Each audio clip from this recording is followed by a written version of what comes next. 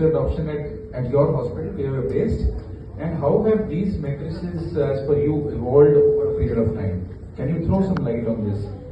Thank you very much, Mr. Walia. So before going ahead, Sachin sir just shared with us that which is the largest industry in the world in terms of having good number of manpower, so highest number of manpower. It is healthcare industry. And in terms of revenue, when we talk about the healthcare, global healthcare industry is $10 trillion industry. So, but still, 20% of world population can afford good quality healthcare. So this is the problem. And when we talk about the GDP of India, it is of course only 3%. Total GDP, it is 3% only. So that's why most of the people are going to private organization. Like 80% patients are going to private organization, because we don't have much, good infrastructure in government hospital, limited availability of doctors. But now we are talking about the digitalization. So when we talk about the digitalization, only 20% of world population can afford good quality healthcare services.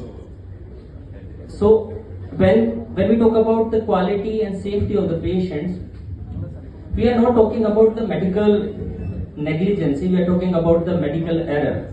So we can reduce the medical error by implementation of digital technology in healthcare.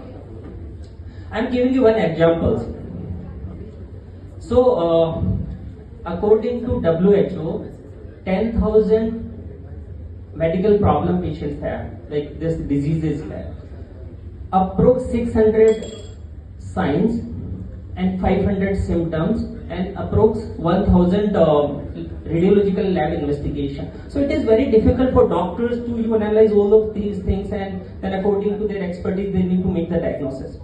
I'm now think, if we will put all these things in the system with the help of AI, with the help of machine learning, it will be really helpful for the doctors to take a decision. As per Dr. Devi Shetty, or my earlier organization, after 5 years, probably it will be legally mandatory to take second opinion from the software. So of course it would be difficult to replace the doctors, but the doctors who are learning AI and artificial intelligence and machine learning, they will replace other doctors who are not learning. So now we are talking about eternal hospital. So eternal hospital, when we are introducing new technique, technology, digitalization. So first what we'll do? सबसे पहले क्या करना है? लोगों को aware करना है.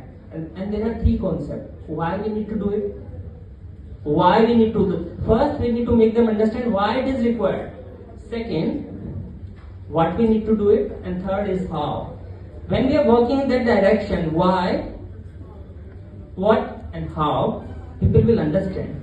So in the next phase, when we are interacting with the IT guy, then we are talking about the KPI, that first make them understand that this is the necessity, and then when you will work closely with the IT team, like when you are working with the IT team, then of course after some time they will learn something, and it will be easier for them to take decision, and it will be really helpful for them in the long run.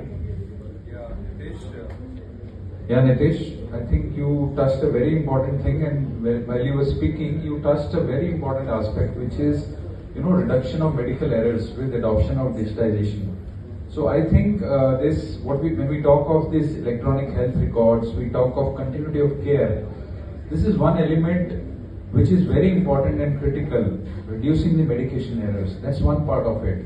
Obviously, when we are talking of delivering a complete healthcare, a safe healthcare, a quality healthcare, it all speaks about integration of, various touch points and various stakeholders, starting from the doctors, to the administration, to the nurses, to the paramedics, and then obviously reducing this wait time. We'll talk more about it. I come with